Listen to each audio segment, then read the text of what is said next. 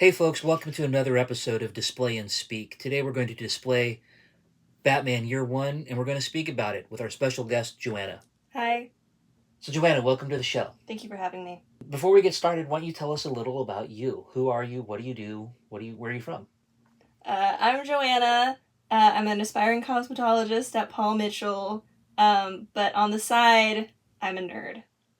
And how long have you been a nerd? Yeah, I feel like I only really got into being a nerd, though, and kind of accepting that I am a nerd when I got into dungeon mastering, when I got into D&D, actually. And when was that? Like, when was your first campaign? My first campaign was in 2020. Okay, so relatively new. Relatively new. A new nerd. But, I've always enjoyed Star Wars, and I've been nerdy about my own separate things. I love reading, so I've always kind of been nerdy about that. So today we're going to talk about Batman Year One. Yes. This was something you chose. You chose Batman. I did. Why? I feel like everyone in this family has something they're specifically nerdy about. I'm not the only person in our family who loves Star Wars. I'm not the only person in our family who loves Marvel movies. And so I was kind of like, well, what's something that I can be nerdy about that no one else in this family really knows about? I got curious about Robins. That's, I think, why I first wanted to get into Batman. What was your exposure to Batman before this? Batman meets Scooby-Doo. Scooby-Doo meets Batman and Robin. Yeah, that's a good one. The Lego Batman video game. Very specific. Yes. And then I watched the first two Christopher Nolan Batmans. Okay. Haven't seen the third. But when I watched them, we were also fresh off of watching Little Women. So I could only see Batman as Laurie. Interesting. So Christian Bale, because Christian Bale is in both Little Women with Winona Ryder. Yes. And then also as Batman. And so now you're seeing... I watched Batman and I went, where's his stupid little Colonel Sanders mustache? Okay. Mm-hmm. Okay. Because I think it literally was one night we watched Little Women and then the next night we watched Batman Begins. Okay, so now you've read this book. Let's talk about this book a little bit. Yeah. We're talking about Batman Year One, written by Frank Miller and illustrated by David Mazzucchelli. Mm-hmm. And who else helped with this book? Let's see, it's in the foreword. It's actually very nice little foreword. Richmond Lewis is the colorist, and then Todd Klein was the letterer. Okay. Which he did a very good job. I'll get into that, because I have thoughts about his lettering. Actually. Okay. Knowing that your previous experience with Batman was cartoons, video games, more cartoons, and then Laurie from Little Women. Laurie from Little Women. So my going into it, I was like, oh, Batman, kind of silly, goofy. Not silly, goofy. No, very dark. That's kind of one of the things that for which Frank Miller is known, is making characters dark and giving some gravitas to their stories. Because I knew even Adam West Batman is silly. With them walking up the wall vertically. Yes. That's silly. It's goofy. Going into it, I was expecting it to be a little sillier than it was. Okay. And it wasn't quite as silly, which was, honestly, I'm glad that it wasn't very silly. I think that's why this is considered one of the classic works in the Batman stories, is because DC was ready for that change at the time it was written. They were. The time when it was written in the foreword, they do talk about how they were just kind of rebooting the main three, so Superman, Wonder Woman, and Batman.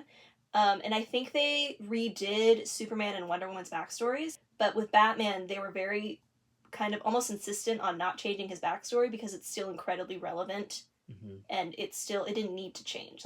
I'm a Marvel fan. Marvel first, but I do appreciate Batman.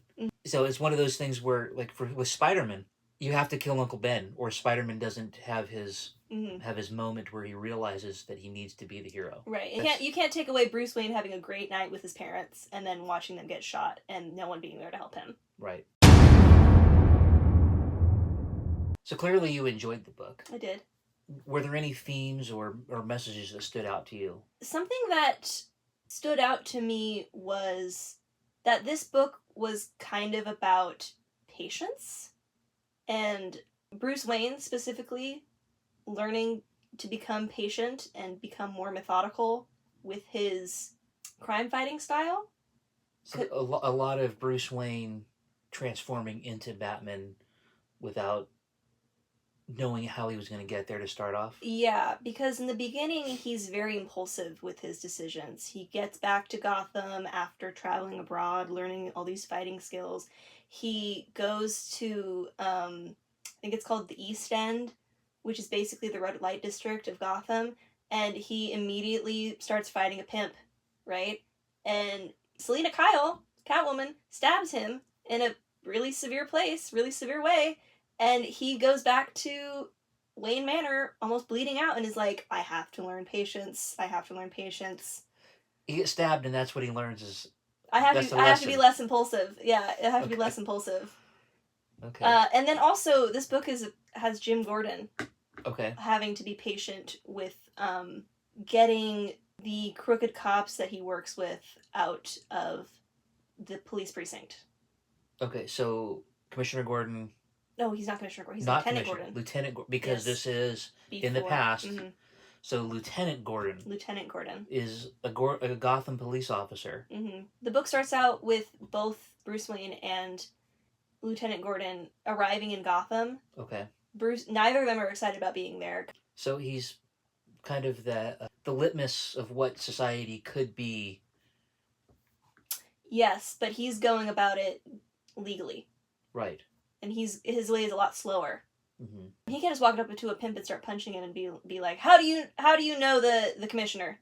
You know, there's a very interesting scene where Alfred is sitting reading a newspaper while Bruce Wayne is doing push-ups, and Alfred is trying to convince him to go take a nap or go. He says, "You can't, like, oh, it's interesting. Look at all these like symptoms of people who don't sleep.